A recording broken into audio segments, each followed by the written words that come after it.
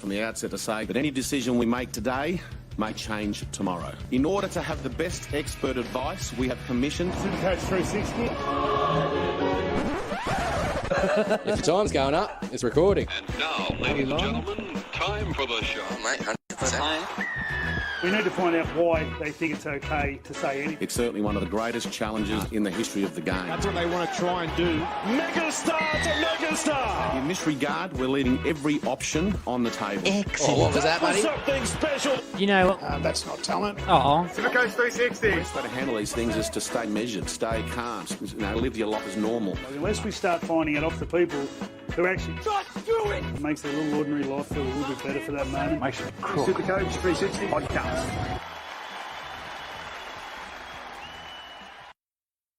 G'day, what's going on? It's Supercoach World.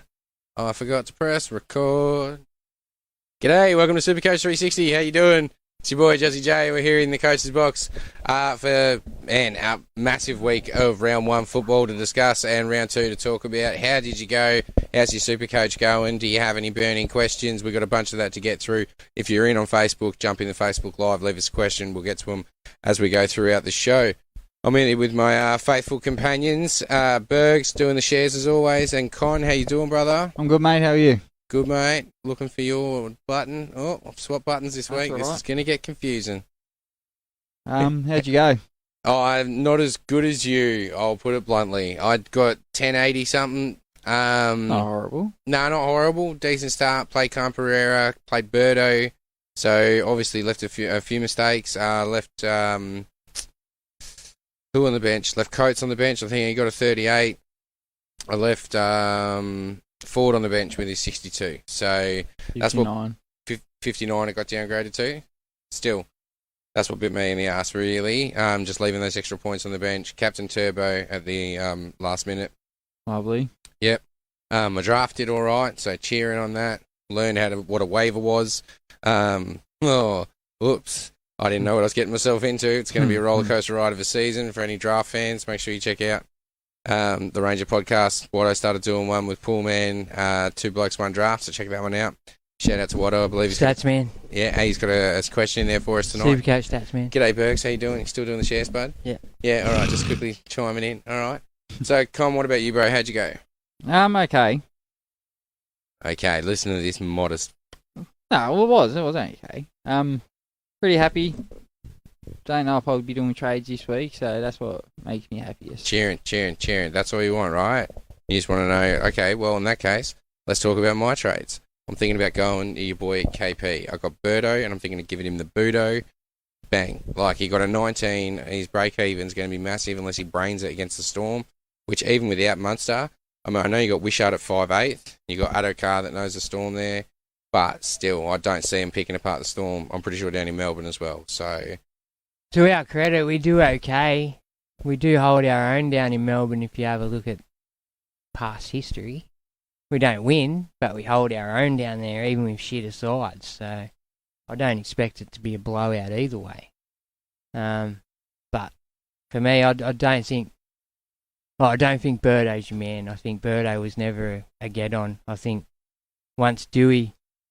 Everyone knew what Dewey was coming back to do, and I think once KP got opened up, or you didn't go the cheapy route of Katoa, I think Birdo was off the table a little bit. I was going to him as a pod. Didn't work out in my eyes. He was still highly owned. I think you'll find he was like 20-something% owned, 20, even not 28 last week. He was sort of like, don't get me wrong, we've seen what he did in the World Cup, but he's still untried at the Bulldogs, mate. You know what I mean? Like, we haven't set the world on fire for a long time. That whole edge is new. Yeah. That was their first game together. It's a work in progress. Kickout's first game at the club. Alamotti hasn't played much first grade really at all. Fox been there, Burton's been there. But I think everyone was hanging on the World Cup, you know? Like, well, I just saw what he could do last year and stuff, and we saw him have a bit of a rise, and I just felt like he'd be gelling with the team, but the team's changed a lot.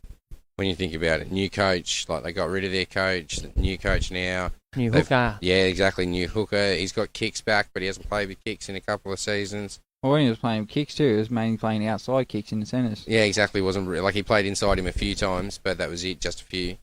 So, Yeah, I took the gamble, but for me, it didn't pay off. 21.3% took that gamble. Yeah. So what would you say? Get off? Get on? No, not get on, obviously.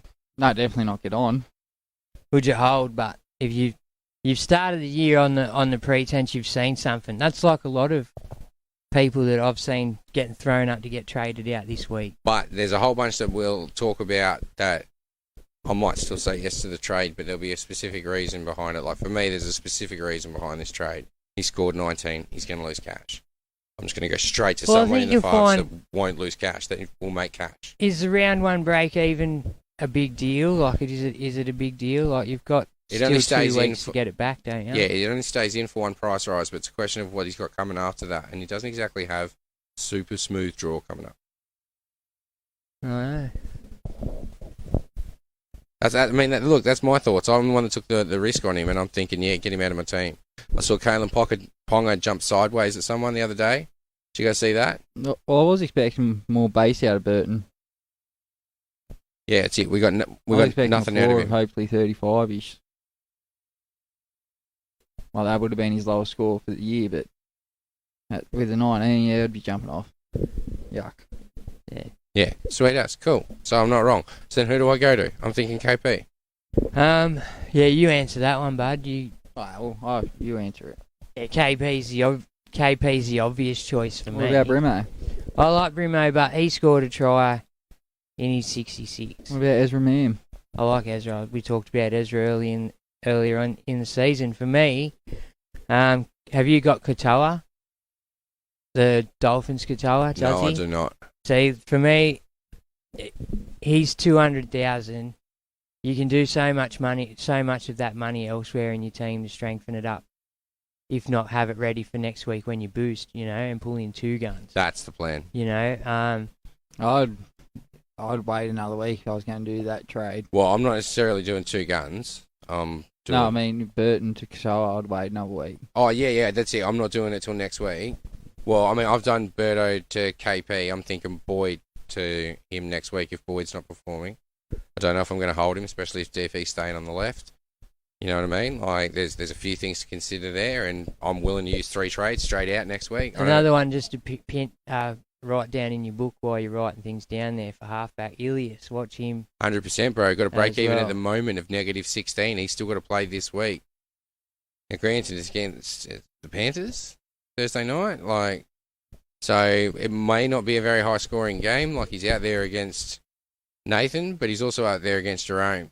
He's got Cody Walker in the South. Looked all right. Trell plays. Yeah, this could be an interesting one, man. Like you were saying before the show, I don't think I even really care who wins. It's about who wins in September when they face each other. Good chance they'll both be there at this rate. Well, no, I didn't say they don't care. They care who wins, but I don't think they care enough to play Trell. Yeah, I reckon I'll save Trell. Yeah, if he's underdone, yeah. And who gets to run then? Tap. Yeah, you think so? Yeah, that's yuck. Yeah, so what do you got over there, Juzzy? Where are you going? Also, just quickly, got to give a shout out to Southcott Hydraulics. How you going, guys? Bowsy. Our pro drifter. That's what he is. So he's champion back of bloke too. Yeah, he is. He's come out for another season of pro drifting this year too. Come Good luck, second buddy. last year overall, so This is the year. Killing it, Vowsy. Good on you, bud. on for bigger and better things hopefully this year for first. Sponsors, get on him. If someone wants to throw some money at something, get on Bowsy. He's going to be a champion. So, yeah. Sweet. Good on you, Vowsy. All right, well, first things first, we talked about our scores. We got PPM with Braddo coming up a little bit later on. We've got we were going to talk team changes, but there's not really many of them. No doubt we'll get round to them. Otherwise, you've probably heard them. Team lists, Google when that shit works. We're going to talk about who's looking good. We're going to talk about who's looking garbage. We're going to talk about injuries from the weekend because there was a couple. We've got a whole bunch of questions. We've got Billy Marrion from NRL Supercoach All-Stars. We had a little bit of a chat with him last night.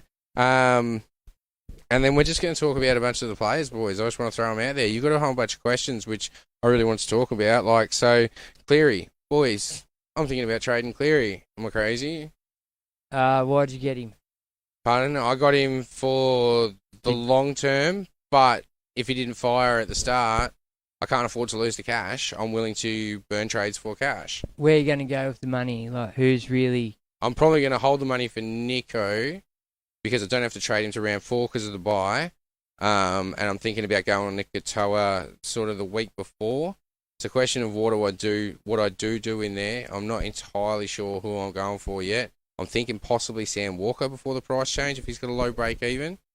Because the Roosters start slow, so if he's going to pump out a little bit, get smashed around a bit, sweet as. He wants to take it to the line, I'm happy with that. Go for it, bud.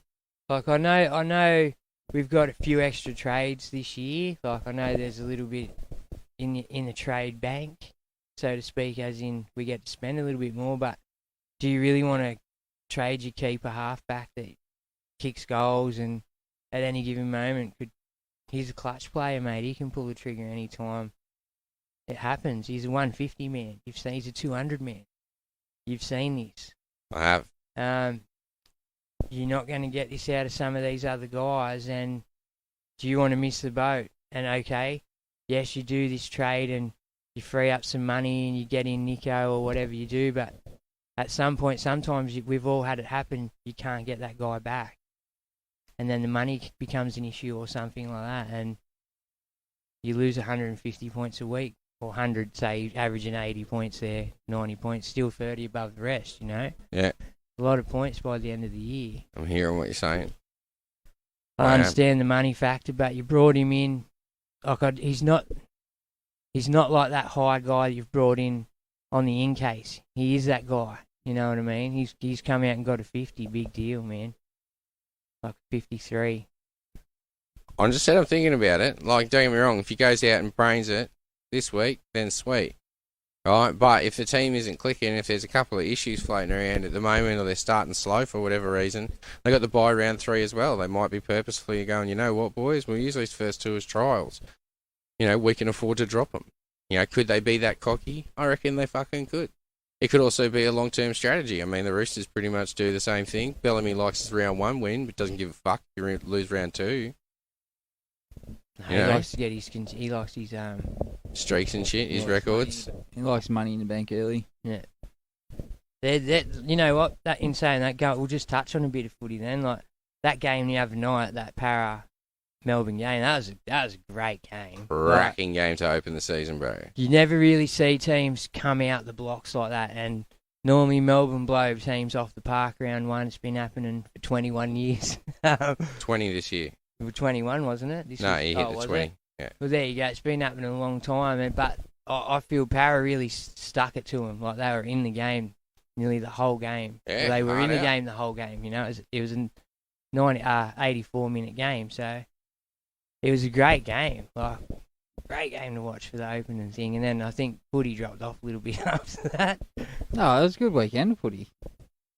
I enjoyed it all. The Sharks Rabbitohs game was good. Knights game not so much. Titans game sucked. Only because I was rating the Tigers, but I enjoyed it. Yeah. So good. Dolphins Roosters, boys. What about that one? That was good. You know what? It was good to see the Phins. Go the Phins. That was awesome. I was so happy for them. Fins up, boys. Yeah. No one, except for like probably 10 Phins supporters expected it, you know. Oh, they got a base up there, bro. They know what they've been building. They believe in it. Yeah. They got the community behind them. Have you guys started watching that Dawn of the Dolphins yet? No. Get on it, cracker. Watched it the other day. 100%. Yeah, Stan. Alright, so you want to go into some Supercoach or? Nah, why not? What do you got? I don't know. I've just literally got the word Difi written down. Let's talk about it. What about it? What do you mean, what about it?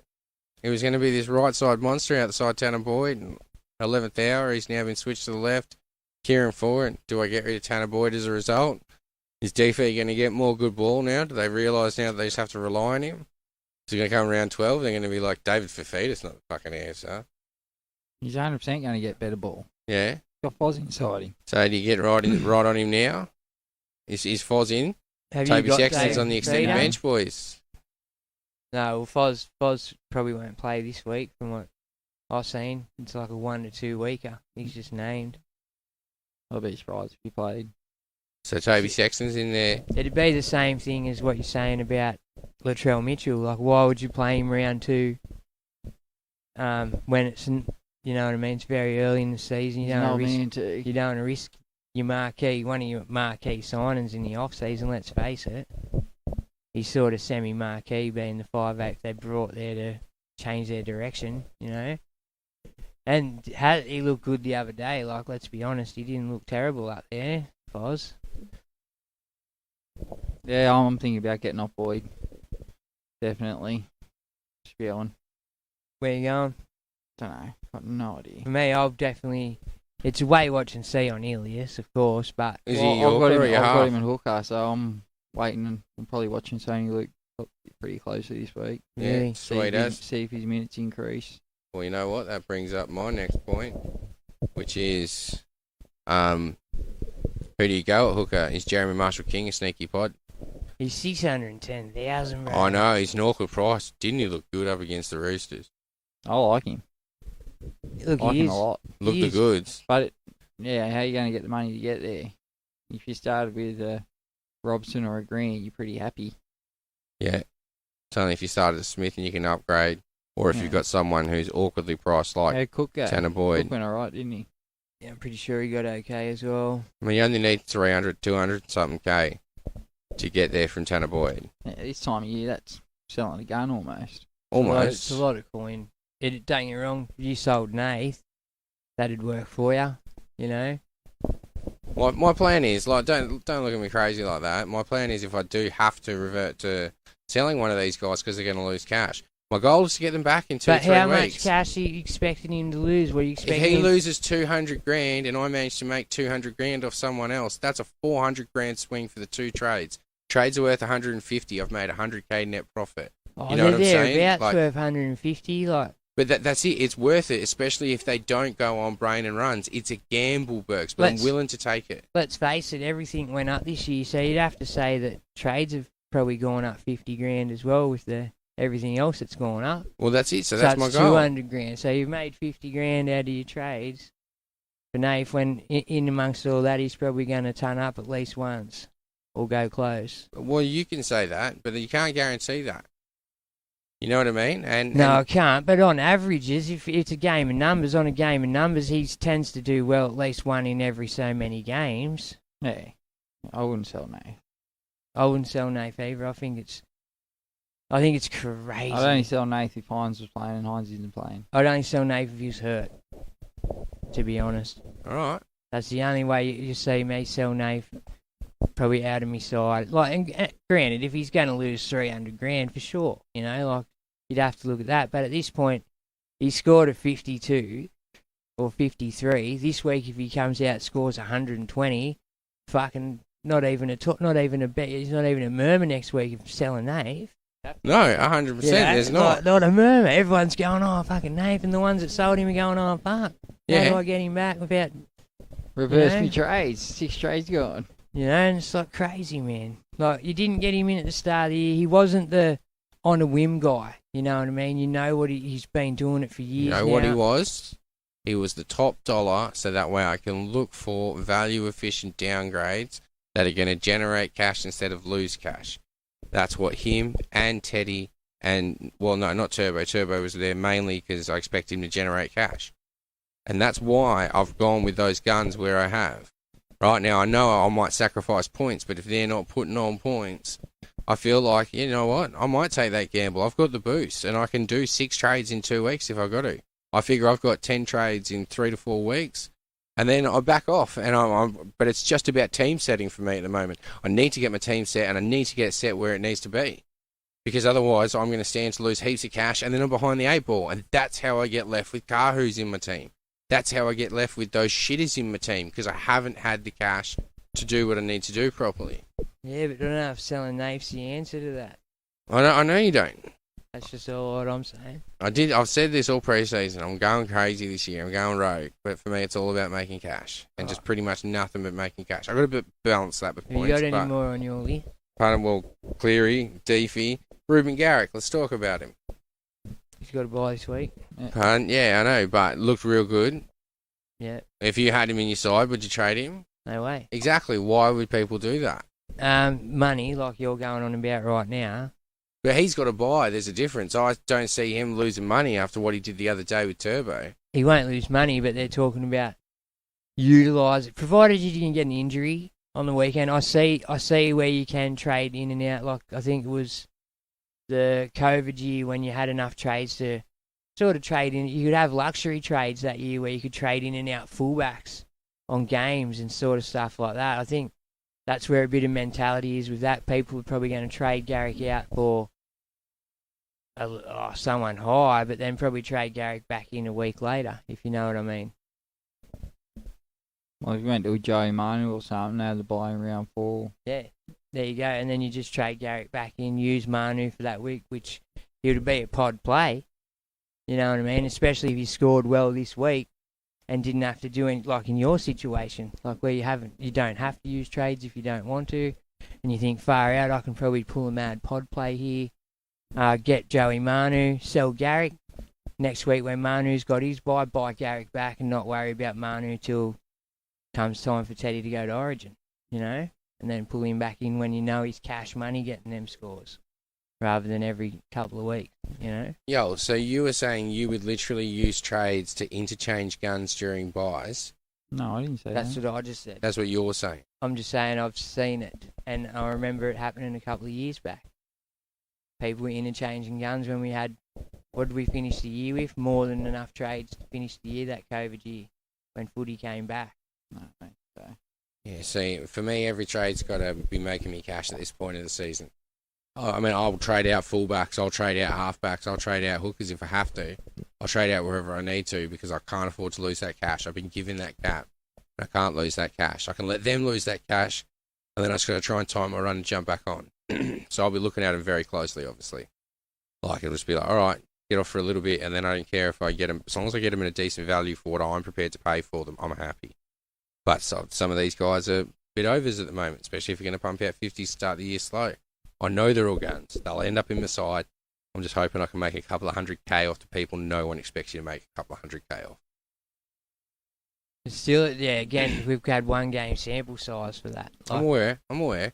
I'll be watching him round 2. I'm not trading him this round. I wouldn't consider doing that week early. But he does have to buy the next week, so I don't even have to trade him out the next week. I can then have a look and see if there's anyone that it's like, all right, do I really need to do anything? Same thing with Manly. Like, I don't have to wait. I can wait till that week before when I'm thinking about trading Cleary and go, all right, cool, now I can bring in some of those Manly players that I'm looking at. I'm just weighing up my options. Like, I might downgrade Cleary to Daly. You know what I'm saying? It's more of a sideways trade. But if I think he's the one that's on form to start the year, I'll jump ship to him, even if it's 4 games. And then when Cleary starts coming on song round 6 in the lead up to Origin, straight back to Cleary, cheering. I think you're overthinking it, bro, and you're going to run out of trades. All right. Yeah, what else you got on your list over there? What do you got on your list over there, Bert? I've got, is it too early to boost, lads? Like, if you scored under 1,000, say, because there were a few, sorry guys, but if you scored under 1,000, would you use a boost this week to just right your wrongs? I mean, look, you've got to have a few wrongs to do that. Like, I get it, but next week, definitely. Like, without a doubt. Anyone disagree? No, I'm definitely boosting next week, I feel. Like, yeah, at this point I am. Especially, it's just if need be. I'm hoping I don't have to trade again next week. That'd be glorious. Oh, cheering. All right, save those boosts and be able to do those triple trades whenever you want. Like, that's epic. For me, it's all about the money change. Yeah, I'll be boosting next week, I dare say. Yeah. This week, I mean, if you feel your team is in that much disarray and you messed up, hard to start. Yeah, without a doubt. I boosted early last year. I've said all through the preseason, I'd probably allow 2 boosts the first 2 weeks. And if you really need to push a third, week 3, I mean, by that stage, I think you probably are over boosting, so just calm down. Well, Teddy was turbocharged early, made a mass comeback, and then just couldn't ease off. Yeah, you couldn't step off the accelerator, just let it roll, cruise, hit the cruise control. Well, see, my thing is with not boosting this week, but definitely trading this week. It's all about the value for the dollar, yeah? Like, the whole thing is the value for the dollar. Now, you've got to try to you can't bring them all in next week, the ones that are going to go up. So you got to sort of maybe, if you have got a couple of extra duds, more so than you. Like you felt you finished rather well, whereas No, I've got like Calm Pereira and shit like that. yeah, but see, I captained Turbo, so that gave me an extra 100 points on you, and you still finished close to 100, close to 60, 70 points in front of me. You know, and so without that captaining, I was in even bigger trouble. You know, so yeah, that's just the sort of thing you got to look at too. Like for me, I know I've sort of got a bit of work to do there. So this week, yes, we'll do trades. Probably will go from Dury to like a Ford, or maybe a Tommy Talau to like a I'm thinking the Hammer, but I'm not 100% sold on the Hammer. I just like what I've seen, but I'm still Straight not up, sold you on brought the us Hammer. here. I want to see another week. Hammer's one of the people I wanted to talk about. He's on my list of players down here.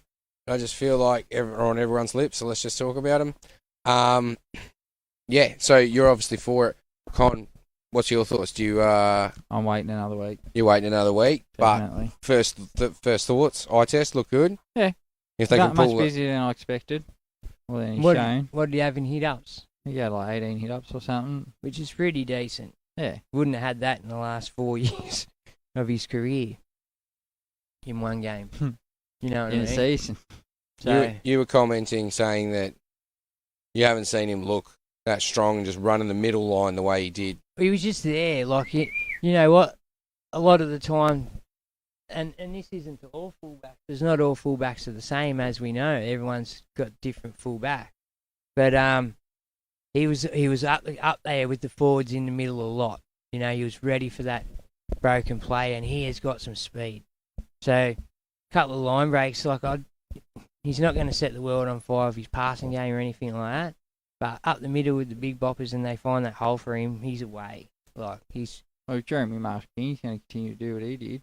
he looked good too, like really good. He had good deception. If we're really breaking down the game, his deception out of dummy half was unreal. Like A couple of times he tricked everyone, bro. Everyone thought he was going right, and then boom, that little jump, and just flick left. Beautiful. yeah, so he's just one I'm thinking of pulling the trigger on early. Like I'm not 100% sold on it yet because it's a big deal, but I've got work to do. Unlike you know. So No, I've got work to do. you do have work to do, but I've got just more to do. Happy to ride it out for a week, I feel. Yeah. I'd like to somehow get KP, but I just can't see it feasible for me at the moment. I feel even if stuff does go not my way, I feel 3 trades would be enough to rectify it. Next week.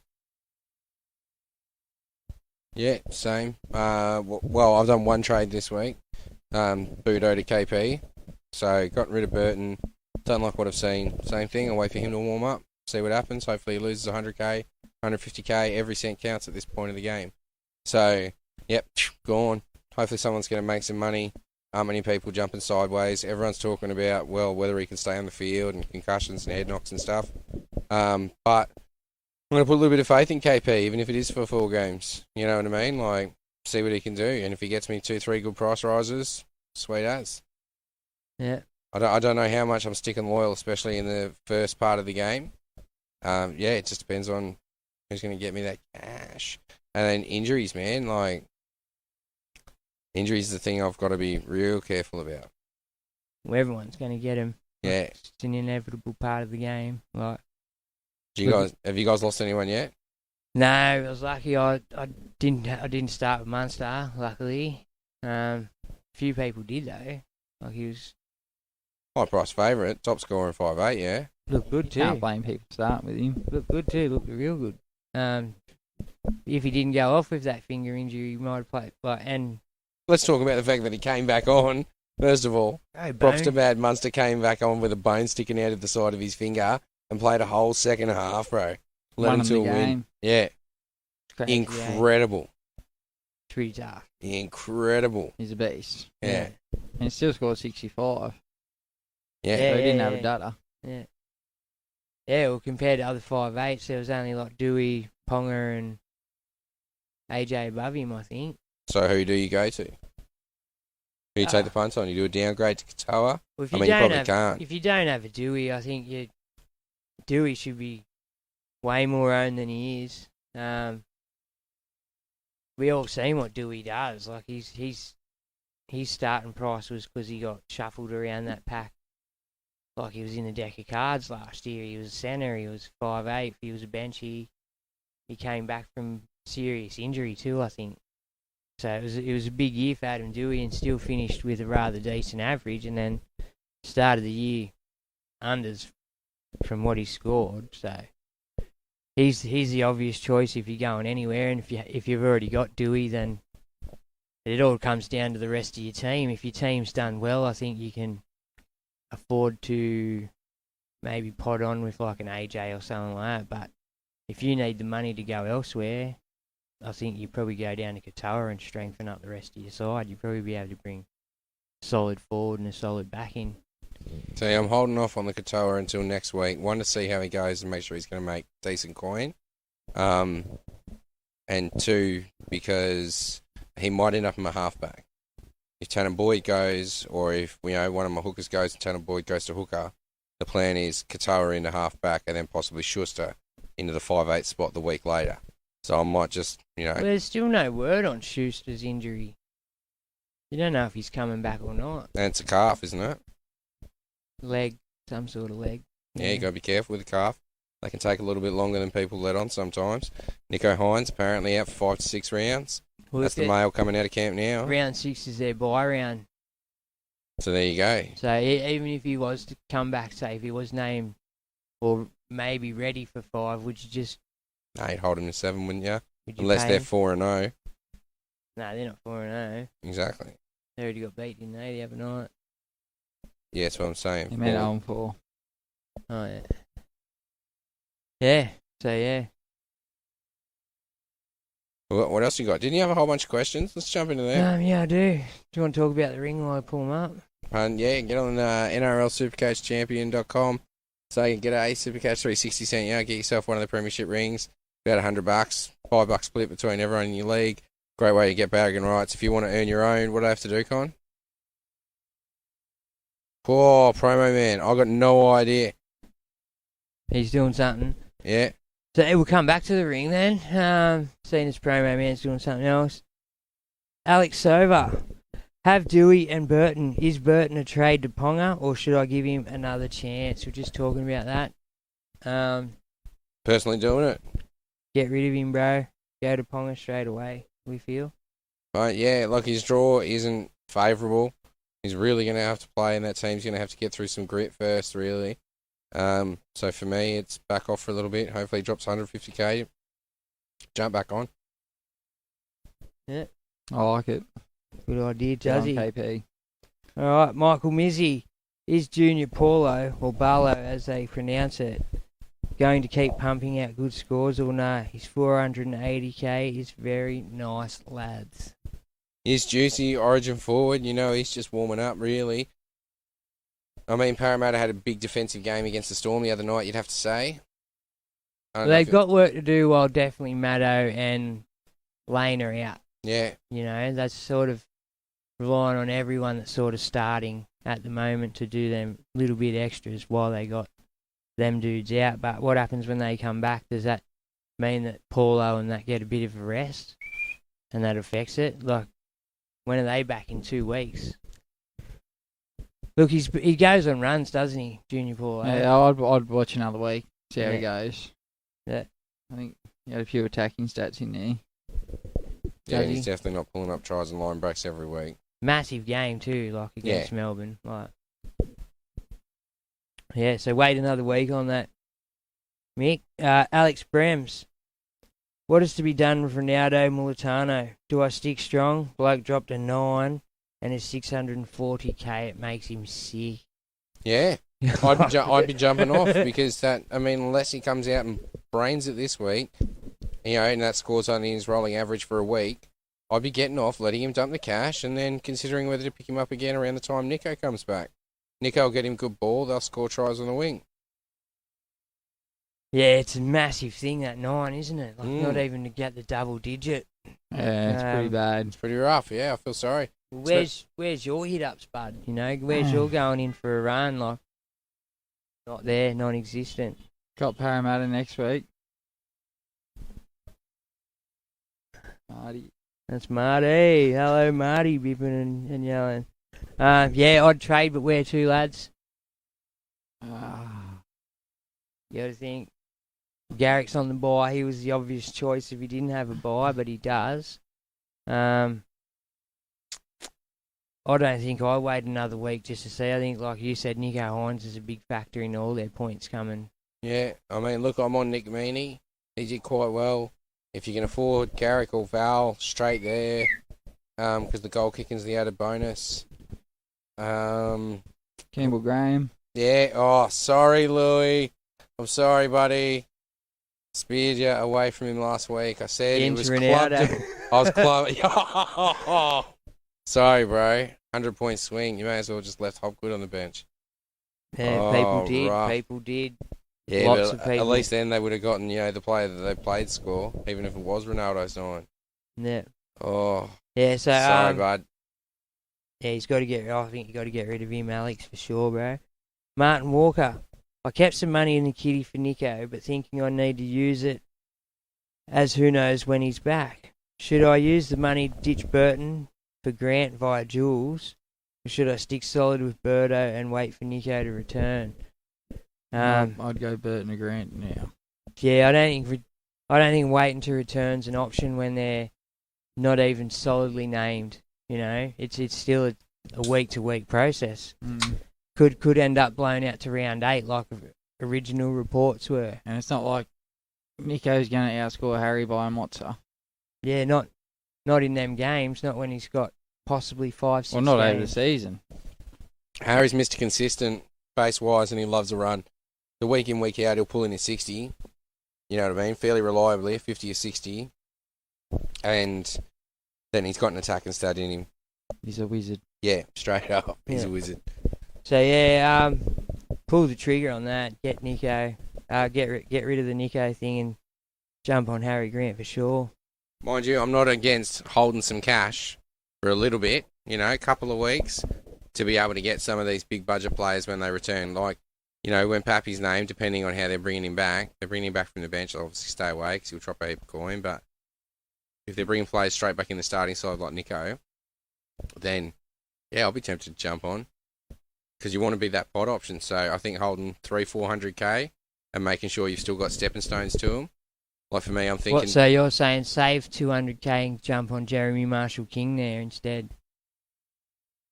Instead of getting Harry Grant via Jules, get Jeremy Marshall-King, who's $200-something thousand cheaper, and you have a bit of a kitty to start.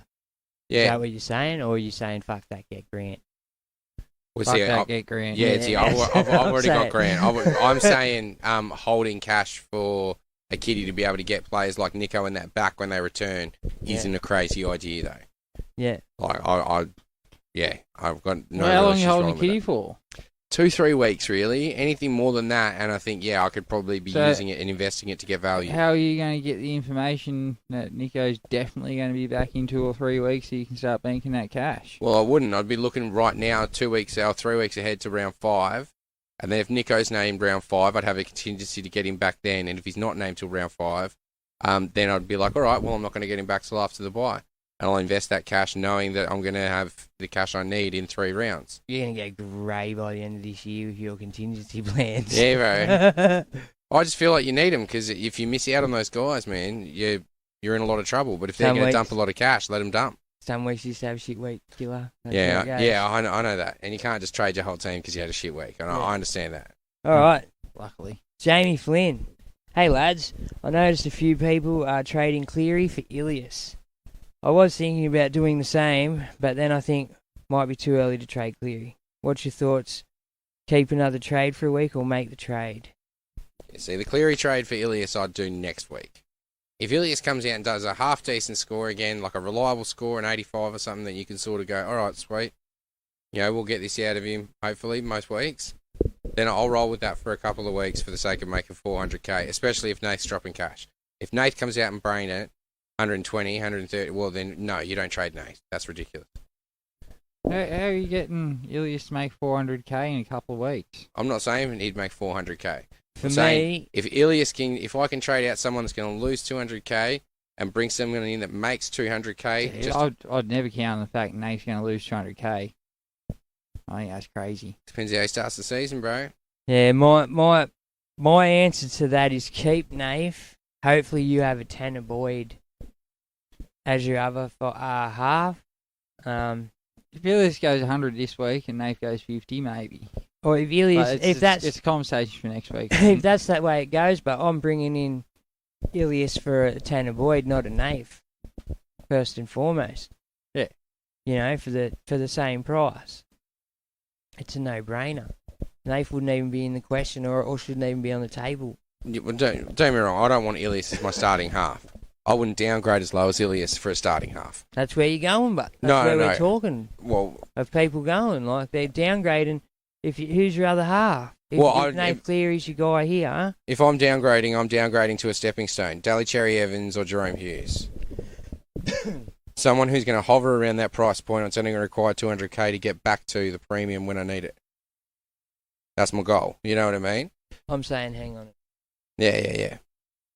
I'm just saying hang on, Nate. Watch the break-evens and stuff, but ideally don't even sell Nate. It'd be that week everyone jumps off that he just starts pumping it. So it's true.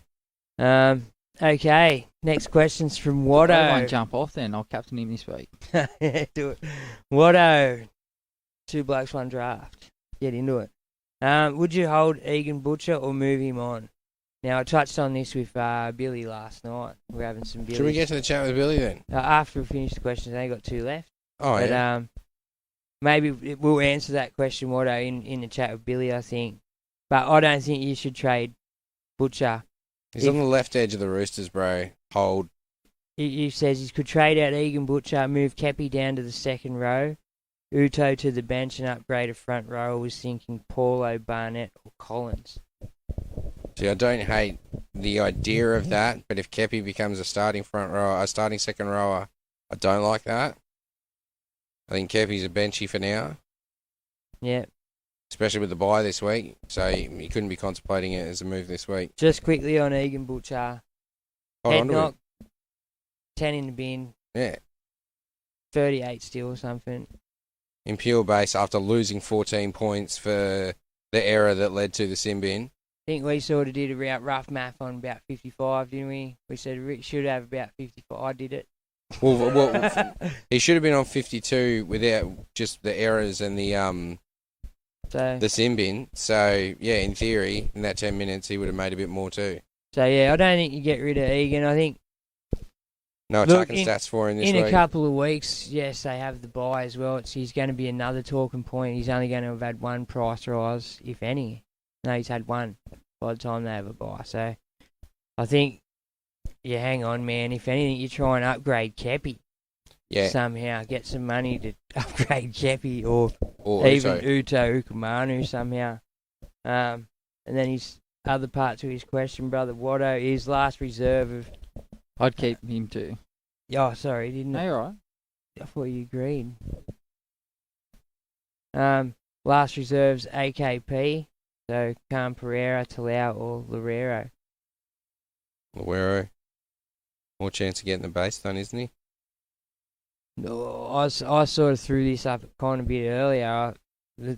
With Munster being out now, it's sort of probably a bit of a blessing in disguise for Loureiro because Munster tends to run it and get away from him.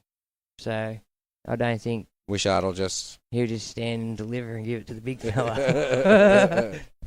You know? Do something, we'll defend. But defences can also line him up a lot easier without Munster on his inside. That's true. But you look at Munster, when he goes, he's pretty much looking for backs. Not as many of the big men with him when he gets through that line. Well, he usually comes off his left foot too and comes back towards the middle. Yeah. Yeah, maybe. All right. Michael Mizzy. I'd play Loureiro probably just for the safety early. Yeah, especially after Khan's bloody 5. Yeah, can't trust Pereira after that. That's the lesson I've learned in round 1 for me is that's right. Start of the game is all about balancing that point, so you play as many of your forwards as possible because at least they're more likely to rack up the base. If they jag an attack and stat you sweet. Once all the wings come on song, 6, 7, 8, 9, 10. All right, cool. Now we start taking gambles with the wingers. Once the whole team starts to reach match fitness, and we start to see teams form and stuff. I played AKP for, what did you get, a 5 in the end? Yeah. Yeah, it's it. I played a few dodgy centres this week, bro. I think everyone did, bro. I think the thing was, if you didn't gun up with Garrick and Holmes, Graham, the likes of them, I think everyone had the Alamottis and the... Meany did all right. Tell you what, a few people had Chans and a few people had the Phins. Yeah, got Chansy's got to get a mention. Did very well, got to admit. He's one of my targets for next week. Yeah, I'm watching Chans. Yeah, it's it. Tough run, but they've got. Yeah, that's it. But if he's going to get in and do the base work, if he doesn't care, he's going to fight hard, then I'm all over that. All right, this is a good one. I like this one, fellas.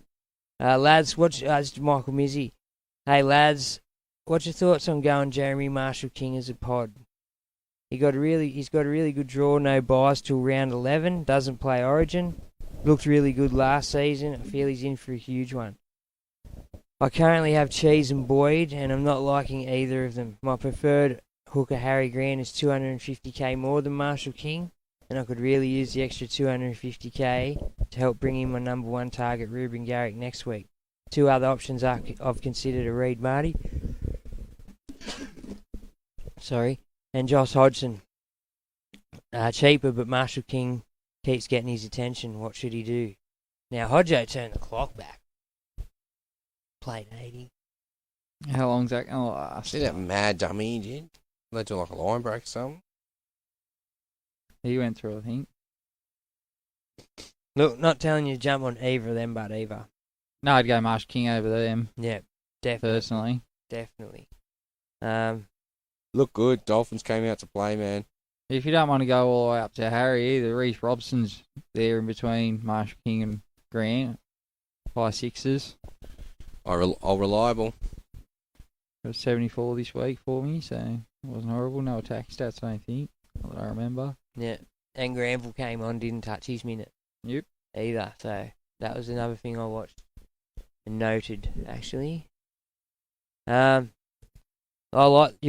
be at pod 2, I think, for a while as well. Marshall King, I think he'll definitely have pod. No, he did have tries, sorry. Did he?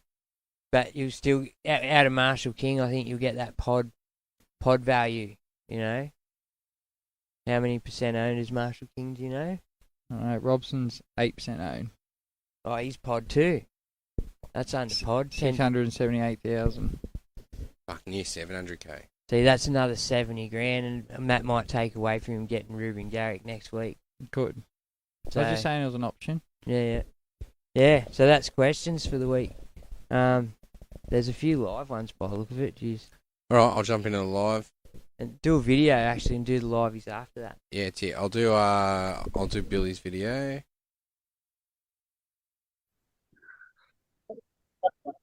Good evening, Super Coaches. We have a special guest with us tonight. It is Billy from the All Stars podcast. Billy, how are you, mate?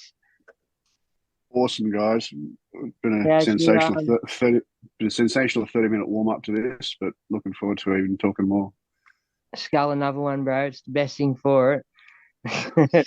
As you know, we love Billy's on the show, and we've been hard up getting them on. So, cheering. Yeah, it's it. Finally, I'm glad you have Billy on the show, Bergs. Aren't you cheering? I am. It's been a rough ride we've got there. You've been pushing for years. Ado knows. Ado's pushing for it as well, just quietly. It's good to be here finally, guys. Been chatting to you guys for a few years now. It's good to finally get on and get to know the real Bergs. Nothing disappoints, mate, at all. Thanks, mate. Let's appreciate that. Billy, you're part of the NRL Supercoach All-Stars. You guys have a podcast and stuff, yeah? Yeah, mate, same as you guys. We've been going for many years now. I think we started this about 10 or 12 years ago. Same as everyone else, chat threads and just get a few mates together. But about 5 years ago, Mark Barnes put together a podcast and invited me on. And it's his podcast, mate. He's the man. He drives it. He does all the absolute pain in the ass work. I just come on, have a couple of rums and try to talk stats without dissing my ears too much, mate. And now I understand why you get along with Berg so well. You guys piece from the same fucking pod. I'm obviously Yeah. Westies represent, mate. Represent. So how have you gone? Round one dusted. Looking into round two, how have you gone so far? Have you started the way you would hope? Not the way I would have hoped, but pretty happy. Managed to avoid a lot of the crap, the mid-range stuff in the second row that have sort of low sort of PPM. Worked out pretty well. Managed to miss a lot of the bench forwards getting 10 and 20 minutes, stinking up the bench like Spencer Linio's sort of 2020, 2021.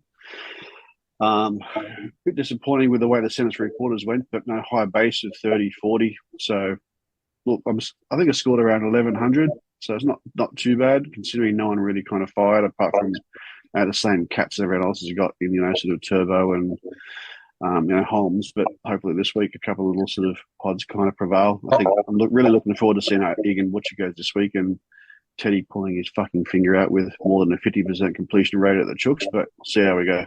Did you play Hopper? HopGOD? Yeah. Are you fucking kidding? No, there's people out there that didn't, so it's a legitimate question, unfortunately. Why? Yeah, I don't understand, and it's spewing for those people. Because, absolutely brained it first week out. I think my starting second row is Fafita because of his run, HopGOD, and Katoa. Yeah, sweet. I think mine's Luero instead of... But, yeah, pretty similar. Mine's Fafita, Butcher and Butcher at the moment. Oh, yeah, I got Egan Butcher in there as well. He actually went really well. They look, considering they had bugger all ball, and I think I was talking to you guys before we started, just for your listeners real quick. They had 21 completed sets of like 36 with 10 or 15 minutes to go. For Nat Butcher to score what he did with absolutely no possession and that sort of error rate, and also for Egan Butcher to score what he did, even though it was 40 points, with HIA and basically a send-off and a couple of errors and a penalty, mate, the only way is up for those guys. I really can't wait to see what the Butchers do this year. They're going to carve up. Yeah, same with you. Yeah, I'm excited to own both of them. It's going to cruel me in 2 weeks when they have the bye, but like you said, HopGOD. But there were people that didn't play HopGOD. There's still people that don't own HopGOD. I think people went to pod on, but like we all forget. I think we finished the year last year with points flowing because everyone's so fluent with their football. Wingers are scoring tries and our backs are doing well. But to start the year, I think we all come in with the mentality that it's just going to click straight away. But it's them forwards that do the hard work and score most of the points over the first 5 rounds till people start to gel again, I feel. Yeah, if you look at, just quickly, if I'll interrupt there, if you go and have a look at the Draft Stars competition, the fantasy Moneyball type things, most of the teams that win the 3, 4, 5 grand a week are teams that just get you mid-range forwards because they're guaranteed points. Just because you've got a bloke that's worth $1 million in the back line doesn't mean he's going to score. Just means he has a potential to score that. But the Teddies of the world are going to score 20 and 30 every now and then. So just like fantasy football with cashies, like a super coach has one objective: you need to get more points than what you pay for. Yeah. And there's plenty of that on offer this year too, like to start the year. There's value picks. Like if you had, let's hypothetically say you haven't started the year that well, who would be 2 people you'd honestly look at bringing in this week? No matter what, like HopGOD would be one if I didn't own for sure. If I hadn't started that well, look, mate, you 100% got to bring in the HopGODs of the world. There's probably not too many underpriced that are like I would go Katoa, I would go HopGOD, I would 100% get rid of blokes like Garner right now. Blokes like him had the potential to score big going to a team that attacks left, but given that they've lost a bit of direction is one thing. But the mere fact that Garner's only playing 60 minutes now, you've got to get rid of him and go to someone that might be sort of about to fire. Like you might get another 4 games out of Cardi on that right edge, punching 59 points and basically base. You might want to go to someone like Ford, who's not bottom, not base price. And I know he had a line break, but punching sort of 50 points playing 80 minutes on the left. So there's plenty of cutthroat, cut price guys that you can go to, and then you use that coin to try and bump up elsewhere. Like, just look at where you're lacking your strike power and pump up, whether it's a Grant or a Fafita or a Cameron Murray, just someone that's going to keep your momentum going with the rest of the pack. Well, Cam Murray was very impressive the other day. He's one that I do regret not freeing up cash for, especially once Nico went down. Really could have had him in my side and didn't do it, so that's a regret. But yeah, he was very impressive, Cam Murray. I would love to get my hands on him as early as I can.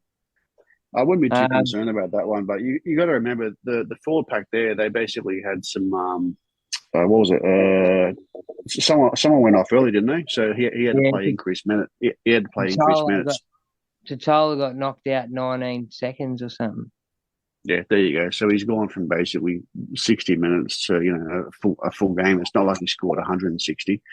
And then, he's an absolute weapon, and he is going to do some damage. But he did get the inflated minutes, and he's still 700k or something or other. Jai Arrow done a hammy too in that game. Forgot about that. So there's a lot of injuries. Yeah, a lot of injuries in that game. As it was, I thought you said came on the bench as well. Yeah, that's right. So I thought you said you'd done a hammy. I'm like, did you go up to go to the fridge too quickly? No, not me. I'm nowhere near fast enough to do a hammy these days. You talk about Bergs. You're the nimble one out of the group. I watch your podcast, mate. I know. The sinew. You don't have to rip the sinew. There's no muscle there. Anyway, back on a Supercoach. So, yeah, who are your list of the goes this week? You mentioned Garner. Anyone else on there that you feel you can't afford to wait the extra week on? Well, Garner's an offload. The ones I'm looking at this week, obviously I want to like everyone, want to reassess King, see how many minutes he gets this week. Obviously, Sims coming back into Melbourne and that forward pack rotation might kind of hurt, but I just want to see how many minutes he really gets. But so that's one. Ford's another one. Seeing if he gets 80 minutes again on the left. Cartwright, seeing if he gets another 4 weeks with 80 minutes on the right. And the other one that's interesting now is I was all over him in preseason, but now that Wade Graham's got the suspension, what's his name? Left edge from the Sharks is all of a sudden gone. Yeah, he's all of a sudden gone from 60 minutes to 80. But the conundrum there is he's still not cheap. He's not expensive, but he also doesn't have Hines. So how much damage can he do? I think I might kind of wait on him, but I think the owners of him have certainly got some good prospects there. But those are kind of the key ones at the moment. Yeah, they're good shouts actually. There was someone else actually. I want to ask you about Marshall King. Like, you think, like me personally, I like what I've seen from Marshall. I like what I've seen from the Dolphins, but like you pointed out, there was a lot of errors, and they still only scored a couple of points in the grand scheme of things. But I like seeing what I've seen from Marshall King. He looked very crisp out of hooker, and don't quote me, but he looked like he'd been training with someone that knows how to play hooker, if you know what I mean. I know what you mean, mate. You got to give respect where respect is due. Hey, I mean, I remember talking to Barnesy in the preseason, and the one thing he did say is, don't think the Chooks are going to absolutely demolish these guys. Like they might, but they've generally come out of the block slow the last sort of few years, whether that's by design or they just have, or whether coaches sort of eases them into it and they peak kind of at the right time later in the season. But Bennett doesn't have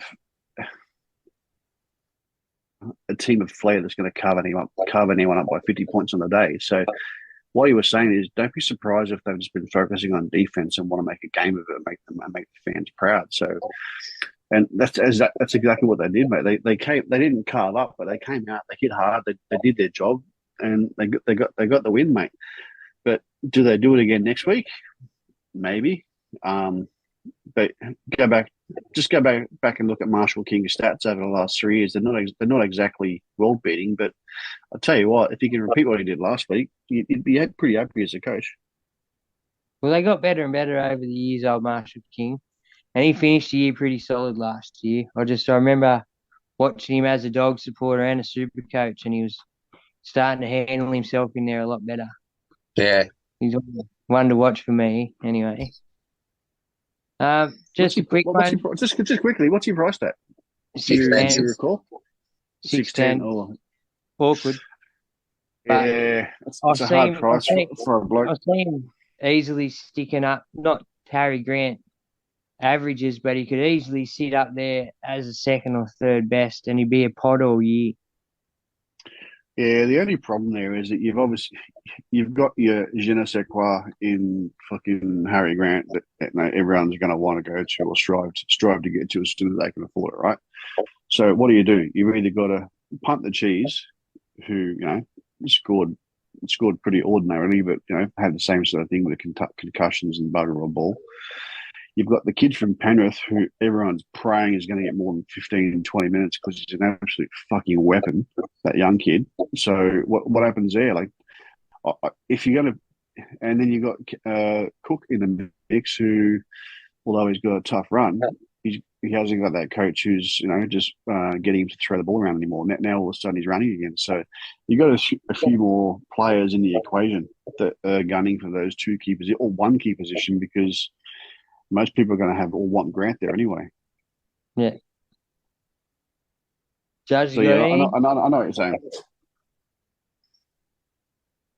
Any traps? Can you tell people just to stay away from any traps, in your opinion, this week coming up? I don't think there's any traps to stay away from, because if they're traps, you've already fallen into them, like the Duries of the world, and the Prestons, the blokes that are getting sort of 20 minutes. The only trap I would have is probably the Garner one. Get out while you can. 60 minutes. I think that was an obvious one. Actually, you guys have probably watched every sort of game. Was there a reason why Garner went off at 60 minutes? There was no injury, was there? He just went off, didn't he? Yeah, from what I heard, hooked. Hooked, was it? No, I don't think hooked at all. I think if we look at Kickout for the last 3 years, he's never played 80 minutes. Either. Yeah, but Garner's half the size, but mate. Yeah, but they've already got their 80-minute man in Liam Martin, their 70-minute man in Yeo. They need to share the love. Peter Harris commands big minutes. It's just one of them things. Someone's got to give, and he's the shittest. I hate to say it like that, but he's not the impact running demolition machine. You know what I mean? He's a smaller bloke, runs a decent line. Yeah, maybe true. No, he does run decent lines. That was one of the frustrating things watching him at the Tigers last year, because for anyone that might have owned him, he was a decoy player a lot of times. They just didn't get it to him. If he had a really good sort of 5'8" next to him, he would have punched that line a lot more. He does run really good lines. So I think the Panthers have a very astute buy in Garner. I think he's going to be very good for them at the price that he is in real life to fill a hole. But for Super Coach, I don't think you can bank on someone having to get through the line or play him 60 minutes. I think it's just too hard in the bank. That 450 grand can be better utilised in Ford, Cardi, whatever floats your boat. And that 200 grand can help you upgrade someone like Stefano to almost like a Murray pretty soon. So take your pick, mate. Pick your flavour and just smash them. Yeah. Sweet. That's it, man. Thank you very much for joining us. If you want to catch more of Billy, you can find him on the Supercoach All-Stars podcast. Hit him up on Twitter. Say go to Barnesy as well. He's a bit of a legend. He loves you guys. He looks around for a bit of inspiration here and there. I'm a big fan of Barnesy. He's good. He's a good egg. Yeah, I have to tell him that, mate. He loves the Bergs. Yeah, he's a legend. we will love the Bergs, mate. Not everyone. Trust me. I'm a flavour. I get the hashtag. We love the Bergs. All right. Well, I'm not on the podcast this week, but Barnesy, he's probably got someone a bit more interesting this week, so I'll be on next week. But I'll be sure to give you guys a shout out. So thanks for having me, guys. Always wanted to come on here. Really appreciate it. Legend, cheers. Bro. We'll catch up. Hopefully, later in the year, you might do Ted in the bin and see what happens. Hell yeah. I'll be down in Sydney, mate. Don't worry, I'll come visit Bergs. All right, bro. See you, mate. See ya. And we'd like, am I live? And we'd like to thank Billy for coming on last night. Yeah, thanks for your time, mate. Now, just quickly, boys, what we touched on in there, Ghana. Either of you lads jump on Ghana? No, I jumped off after the trial. Yeah. I was in Helen's game. Yeah. So And then my Panther Pride's thinking about holding him. Get rid of him, mate. Yeah. So do I have to do that trade this week? I think you should, personally. Who do I go to? Got Egan Butcher. Got Nat Butcher. Don't have Nat Butcher. Probably couldn't afford him. I wouldn't run out this week. No. I'd have another look. Yeah. 50 minutes. 55 minutes. Yeah, they played shocking. He got hooked. Like, if they were winning, I think he plays out the 80. Everyone's making a big deal that Zach Hoskins' 18th man. I wouldn't worry about that too much. I do like Zach Hoskins. I think that's the thing. There's a lot of people out there that like Zach Hoskins. Well, he played 80, I think, on debut for Broncos last year and just tackled everything that moves and ran hit up after hit up. He was a very busy man. Yeah? Yeah. He might earn his way into the side. I'm not doubting that, but I just don't think there's an issue why he's 18th man. I think Ivan will come out and name him. Yeah, because coaches don't play Ducks and Drakes or anything, do they? They just name their team that they're playing that week. No, but also it'll be if he drops Garner, because he already likes Garner from the Tigers. So I think if he drops Garner, it's a bit of a fuck you, be better. You know what I mean? Like, I've given you the shot. If you don't take that shot, I think he'll drop him this week. No, well, that's it. Hopefully not this week. But if he does drop him next week, then yeah, I'll have to jump off.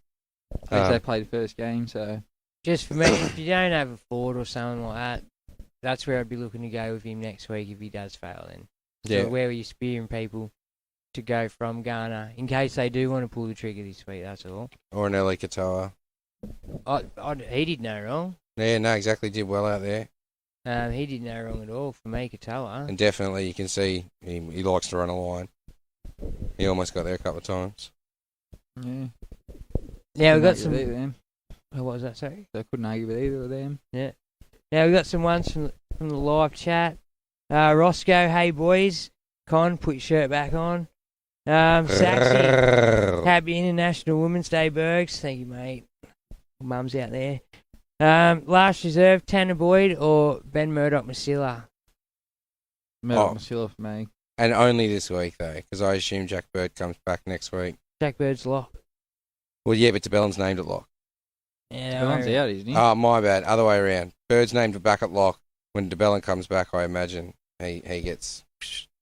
If not front row for DeBellin, Yeah. oh no, I've just been booted out of the thing. Good work. Okay.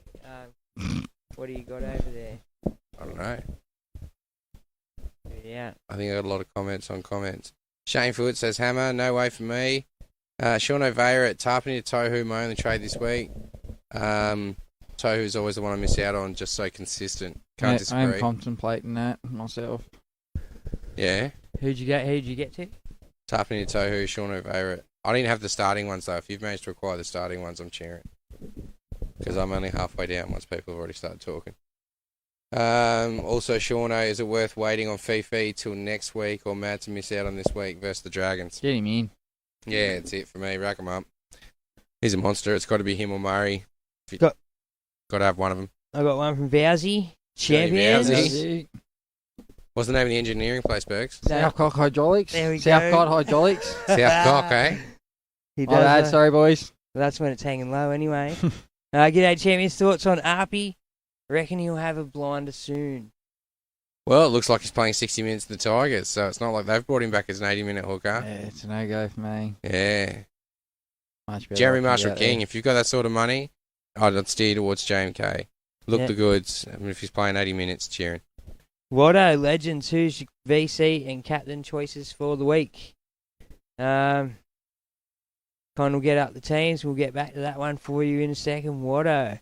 Holden Munster, guys. Is that a good idea for footy? If he's only out for 2 weeks, it could be a master stroke. If he's out for 4, it could be, what crawls you at the start of the season. I couldn't advise you to do it. Yeah. I'd probably be selling. Really? Yeah. Why? Because you don't know the time frame. because it could be a month. 4 weeks, 800 odd K on the bench. That's a lot to start your year. Yeah. If you're only playing head to head, keep him. What if it's So a if you're going 1 for to that 2 role- week process? Like, They haven't. He's had surgery. It's 2 to 4. really? I think Yeah, it'll be he had surgery as soon as he it'll be landed back 3 in Melbourne, minimum. bro. All right. Matty Drew, Juzzy, you got to relax, mate. You picked your side for a reason, regardless on how they scored and how many times does chasing points work. No, I'm not actually looking really at chasing mad points. Tell him Matty 8. No, well, that's the thing. I'm not looking at chasing points, and I get that. I'm looking at chasing cash at the start of the game, right? First 6 weeks, just about making sure I don't lose too much cash, so I keep a lot of value throughout my team. That's what I'm aiming for. So like I said, downgrades to people that are going to hold their score at the very least, so it's easily upgradable back to the people that I want. And that's what he's doing, Matty. Going grey with contingencies. No, I'm not going grey. I've got an idea, and I want to see if it fucking works. No, good luck to it. We need you to go well in the Podmasters. I've got the teams here if you want to do the Watto's question. Yeah, back to Watto's question. Well, the first 2 games, Panthers, Rabbitohs and Eels, Sharks. I probably would touch anyone in those ones. I mean, like, you could always VC Nath, Nico if he Hayes. was available, but obviously not, so I wouldn't really go near the Sharks. We got Broncos, Cowboys next. Probably steer clear of that one too. And you got Roosters, Warriors. So I'm probably going to VC Teddy. I'm going to back him in after last week. Yeah. Dolphins, Where is it at, actually? Is it in Allianz. Sydney? Yeah, good Yeah. stuff. You guys going to interested in Teddy? I'd definitely look at VC and I'll be Teddy. contemplating it. Dolphins, Raiders. Nope. No. Storm, Bulldogs. Now Harry Grant's obviously He seems like a fairly safe in captaincy everyone's option. conversation. At least vice captain if you're not going the Teddy route. I've seen a comment. I don't know who commented. When I get to it, I will give you the credit a bit. I think it was Matty. It was Matty Drew. Good on you, Matty. Grant only scored 60 without that try in overtime anyway. Yeah. How come, and he said here, how come no one's threatening to kick him out of their sides? Because he's pulled a solid 0.8 PPM and he's not going to drop cash. He scored that try. That's the thing with Harry. He's a wizard. He should maintain that price. He's the only one that's shown that form out of the gates. Look, I'm not saying I'm trading Cleary this week. I'm saying I'm considering it as an option, which I can hold off until ultimately round 3, like after the first price change. I'm considering it. Either he's got Harry? Yeah. You going to captain him or vice him this week? Yeah, considering it. If I'm vicing Teddy, I'd probably vice Teddy and captain Dave for feeder. Well, the next game you got Tigers, Knights. I'm going to go KP this week. You're going to captain him? I'm going to captain KP. Provided Teddy doesn't kill it. Yeah. If not, it could be a late game day swap to Dewey. Yeah. It'd be one of those two, but I think. I like David Fafita's involvements last week. Like we've talked about in the past. Well, that's the last game, Dragons, Titans. That's where I'll probably, if I don't go Teddy or Harry Grant as a VC or into a captain, I'd definitely strongly looking at Dave Fafita, especially if Foran does miraculously pull through. But Yeah. He's bringing it home. Cheer. you'll know. So if Dewey's another good option. If mate. Poz doesn't play, I'm not touching David. Yeah. I agree with that too. Yeah, so Juzzy asked you, the boys. Juzzy. Dean Edward, any word on Munster? Yeah, 2 to 4. He had surgery as soon as he landed back Oh, in no. Melbourne. In any world, is Munster a hold or if you have started with him? You can guarantee 2 weeks. Yeah, if it's guaranteed 2 weeks, I'd hold. But with, like the boys said, 4 weeks, 2 weeks is a minimum of surgery, but isn't it? Because of staph infection and shit. Yeah, it would have to be. I'm pretty sure, so. Lewis said, don't waste a trade. Louis. Brother Yeah. Louis. Shout out, Louis. Sorry, Lewis mate. Jackson. Sorry, mate. Sorry. Don't waste a trade on Cleary. He will do Cleary things soon enough. I fully agree with that. Shauno, take the gamble next week if Cleary and Teddy fail this week. Make the coin elsewhere. Doing exactly what you're talking about. That's the plan. I haven't even mentioned that Teddy's marked the target, but at that price, yes, he is. Alright, one that's not so much a comment. This is a actual question. Mark Stair, hold Totola and play Utum and play Big Steph, or drain the bank and bring in Cotter? Did you not get that? Hold, like he's obviously got Totola, who's not named this week from head knock. So that means he has to Spend the play. bank getting Cotter. Yeah, Cotter. You don't want to be carrying Big Steph or... Well, Totola's due back next week. It's just concussion protocol, short turnaround. Yeah, I know, 10 reason. I don't think you want either of them as your starting front rows. Tavita Totola's touted as a bit of a cash cow this year. Looks like he's the starting front row for the South's going to be doing a lot of work out there. Starting front row last year. Been starting front row for a couple of years. Yeah. All right, fair enough. But yeah, Cotter, if not a Welch or a Payne Haas. Yeah, see, Welch and Collins are my man. Shauno Barrett. Big Shauno. How are you, bro? Tarpany to Tohu. My only trade this week. Tohu. I've already done this one. Have you? Yeah. Okay, so I'm caught up to where you are then. Beauty. Keep going. Cheers, lads. You're up to Bradstein. Oh, yeah? If not Bradstein, while you're loading, Brad's. Good evening, Super Coaches. Welcome to Supercoach 2023. I hope you all had a great first opening week. I only had a very so-so week. I only got 1,065, but there was a few dramas and dilemmas in my team, which I'm going to try and fix up this week. I wish I followed my own advice sometimes and got some players, which I didn't get. But we'll arrest that this week, and hopefully I can go a little bit better. Welcome to all the boys in there at the 360 headquarters. I hope the Caravan of Chaos is going off tonight. And Con, congratulations. I know you got a belter of a score, mate, so well done. You show the rest of us how it's done. Now, last week in the 360 Facebook page, there's an article there regarding Sean Johnson. And I made some comment and put up some statistics that showed that Sean Johnson probably is not the worst buy in the world, although I won't touch him ever again. But the point was, if you had Tanner Boyd in your halves, I was sort of pointing out for nearly the same money, only a little bit extra, that Sean Johnson statistically was a much better purchase than sticking with Boyd. And one fellow there said that I was absolutely off my rocker, which probably am. But I did offer up a bet. I told him, I said I'd pay if Sean Johnson didn't score as much as Tanner Boyd, that I would pay $20 into the Matty Wilson fundraiser, which you can find on the Off the Bench Facebook page. As history proved, he actually, Sean Johnson well and truly belted Tanner Boyd's score, by a fair, well, I reckon by a bit. I think it was about 20 points between them. But at any rate, he didn't take me up on the bet, but I'll throw the $20 in anyway. Matty Wilson is a super coacher who's fallen on a bit of a tragedy of times recently, so we've a bunch of people in the community have tried to put some money together for him. So, yep, I'll pay his $20 because he wouldn't pick me up on the bet. Anyway, that's the way it goes. Now, so this week I put up an article, a PPM as usual.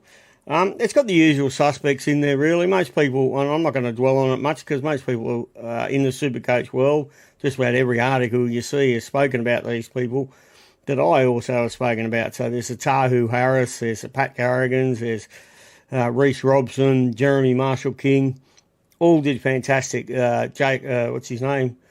Jackson Ford, fantastic points per minute. And you seriously, any of those players, if you can afford them, you're probably, the reason I highlighted them is because going forward, they have a base of consistency there that looks like it'll serve you well. I didn't highlight players, obviously, like Jerry Evans. I mean, his score is highly inflated by those attacking stats, which aren't going to be there every single week. And there's a few others that are very similar to that, although I love those high-ceiling players. I'm also trying to get a bit of consistency in my team at this time of year.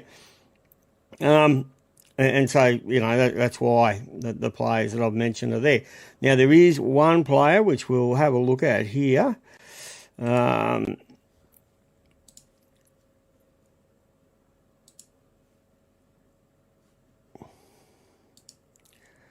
Okay, there he is there. That's Davey Mole. Davey Mole. Bottom price, front row forward, 234,000. Reason I mention him this week, if you've got some problems or you need to find a bit of cash to try to fix up problems elsewhere in your team, bottom price, 234,000. I think he got around about 42 or 43 points this week. I'd have to go back, so I'm only going on memory. It's in the low 40s there somewhere. At a very good points per minute sort of ratio. Came on at, I think, about the 30-minute mark. Did rather well. Did benefit by a few extra minutes in the fact that there were a few injuries to the South Sydney forwards. And some of those injuries have not been rectified this week. In fact, South Sydney are going to debut another young front rower. However, this bloke's got a tiny bit of NRL experience already. He's already got a good points per minute. And I think with those injuries to the South Sydney forwards, at least over the next 3 to 4 weeks, you could see a few nice minutes that are going to see some price rises come floating your direction. If he could do 40 every single week, I mean, that's a great third front rower to have sitting there. So do give him some serious consideration, because I think he could be one to really watch out for. Now, boys, I'm going to ask you as a question. I love watching the Rapanas of the world. You know, he's a lunatic. He's a friggin' lunatic. But it's like watching a train wreck. You know, you sit there watching a game just waiting for something crazy to happen. And inevitably, usually, 1 out of every 2 games, it does. You know, BJ Leilua was another one that was you're just waiting for that moment that just some wild sort of crap is going to happen. So over in here, we'll just have a quick look here at this fella.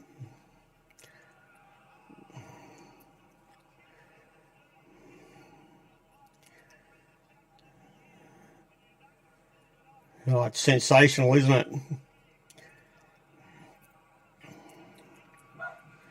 Oh, that's good stuff.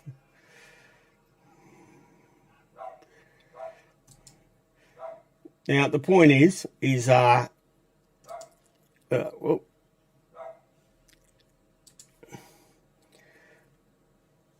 point being is that I love watching players like Matai just smash them, you know, like, and you'd sit there. He was hopeless at Supercoach. So this isn't really about Supercoach, because the players like BJ Leilua or Rapana or, you know, someone like Steve Matai were really, really good at turning it on, jamming in and just ripping out that great tackle. So, boys, I want you to tell me who is probably hopeless at Supercoach but you love to watch. Who do you love sitting there and watching, just waiting for that moment, that train wreck sort of moment or brain explosion just go off? Is it Radley, or you got another one that you sort of like watching that's a bit loose out there? I don't mind watching some of those loose players every now and again. They are nuts. So and they make the game fun, enjoyable to watch, almost as fun as watching my own players run around from a Supercoach team in another team. But that's the question, boys. So give us your ideas, give us your thoughts. Who is your lunatic player you love to watch? And you just hang on the edge of your seat waiting for that moment. Until next week, everybody, just have a great week. Don't rage trade too much. That's the only bit of advice I really have for you this week. Your players like... look, if you started with Burton, you're stuck with him. Don't get rid of him just yet. Wait until at least the second week in. And there's a few other players like Teddy. I see people trading Teddy out and that. Don't rage trade yet. Save some of your trades if you can, and make a more informed decision probably next week. All right, till next week, stay safe and enjoy your super coaching. See you guys. I don't think it will be the same. Go. Oh, yeah. For me, Braddo, at the moment, I like watching Nathan Brown bring it back from Parramatta, if he's still at Parramatta, if he didn't go to the Tigers, but he brings it back off the back fence, like he leaves nothing out of his run, you know what I mean? It's a lunatic's run, like it's fucking mental. But yeah, and probably him just off the top of my head. There's heaps more, but just off the top of my head, him. Who's yours? I've got to go one that's still playing, and one that's just retired. Yeah. The one that's still playing is a train wreck one, who I just love to watch. You know, something's going to happen sooner or later, and that's Josh Reynolds. Yeah. He's just got it in him. There's just something there where anything can happen at any time. He'll trip you. And the one that I used to love for his passion and just his lunacy was James Graham. He was just a nutter, and that one time with Mitch Brown in particular really just resonates with me. I loved it. Alrighty, thanks, Braddo. Nah, not really. KP's my lunatic for sure. Liam Martin. Yeah, Liam Martin does do a little bit lunatic shit. Look, Rapana does lunatic shit, but he doesn't tend to do lunatic shit when he's scoring. He tends to do it when he's defending, and he ends up doing gnarly shit. Whereas it's always special. When KP does it when he's defending, he does it properly, and he just comes in from like under the goalpost out to the sideline and just brains some dude pretty much into the stands. It's amazing. Like he jumps sideways at dudes. No one else in the NRL does that. Like straight up, he'll throw his body on the line, like literally throw his body on the line. It's amazing to watch. Just get your head out of the way, KP. Yeah. Tell you what, Paddy Carrigan started doing it a bit last year too. He was into everything last year, and he was throwing his body into the hit-ups just as much as he was throwing him into the tackles. So he'd be one I'll be watching over the next couple of years, old Paddy. I think. I also enjoy watching Big Nelson, Jared. Yeah, well, that's it. The guys have a bit of mongrel in them. Yeah. Did find some more questions. I can't find them, but I do remember one from Dave Whitley. I think it's Whiteley. Is Dylan Brown an option at 5'8" for Munster? Yeah, answer that for him. Oh, I'm a no. Not about Sean Lane for me. Yeah, they looked rough the other night, man. I think Dewey. If you know Dewey's a better option. KP. Yeah. Might even lean towards AJ over him. Just. Yeah. Can't say Cody because he had a stinker too. He'll go on a run, no doubt. But, I mean, Parramatta look clunky as all heck. And they've got, like the Dogs, they've got a lot of changes to get used to. Yeah. Right, just a quick reminder, if you are running comps this year or you just want to be Supercoach cool and get yourself a ring, get a hold of the people at supercoachchampions.com. They do all sorts of rings for all sorts of sports. So if it's not just Supercoach and that, you are into your NFL and fantasy leagues and other stuff, they do all sorts of rings for that. And if you get a hold of them, they will look after you. If it's in a 20-man league, I'm pretty sure he says $5 each for a ring in the end. So that's, at the end of the day, it's more of a glory thing. Every time you have the boys around, you can whip it out. So how you going, big fella? And boast about your ring. But so that's it. Oh, actually, one more from Matty Drew. Anyone looking at Sean Russell? Considering it, but watch an act at this point. Yeah, that's it. I'm just looking. Well, let me tell you, he did very well in the trials. Again, I think he averaged. We didn't average. He played scored fullback in the second game. Oh, did he? Yeah. We got 80 odd, I think, too. So that was something I was looking at because he first game last year scored 80 odd as well. So it means he's 7, I think, and that was it. Decent finisher. That's all that says to me. So because he finished the year so early. No, just he's scoring 80s every time he takes the field. It's someone I'm looking at, even if it was in a trial match, one of them. But yeah. Sweet as. I think that's about it for tonight. Yeah. Stay coachy, coaches. See you next time. Cheers. Peace.